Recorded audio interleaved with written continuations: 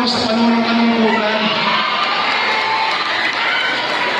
Kasi expected naman, siyempre, kapag kasiyahan talaga, expect nyo, marami kayong kasama. Yan ang reality sa buhay, di ba? Pero pag panahon ng kalungkutan, yun ang mga tunay mong kasama talaga. At marami po sa inyo, kasama mo sa journey na yun, sa paglalakbay na yun. Nakita niyo po ang pagkatao ko, kilala niyo po kung mula noon.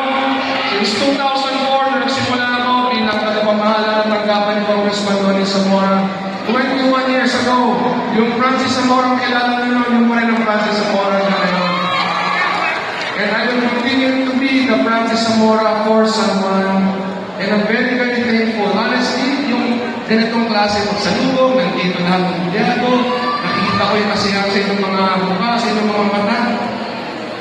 Yan po ay pinagpapasalamat ko.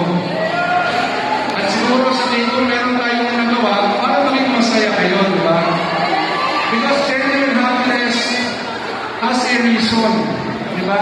Sana masaya po kayo sa mga tungkulin niyo araw-araw, sa paglilingkod natin sa ating mga mamamayan. Kaya naman po tayo dito, di ba? Para maglingkod ng ayos. And you are all a source of pride for me kasi wherever I go, as in wherever, ibang probinsya, ibang lungsod, ibang bayan, ibang bansa, basta sabihin, para sa mundo, kayo, napapanood namin sa balita kung gano'ng maganda ng San Juan ngayon. Ibang-iba na po ang San Juan ngayon, ang laki na po na pinagbago.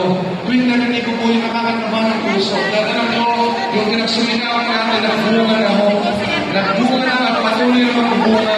At samahan niyo po ako sa mga marami na tayong gagawin.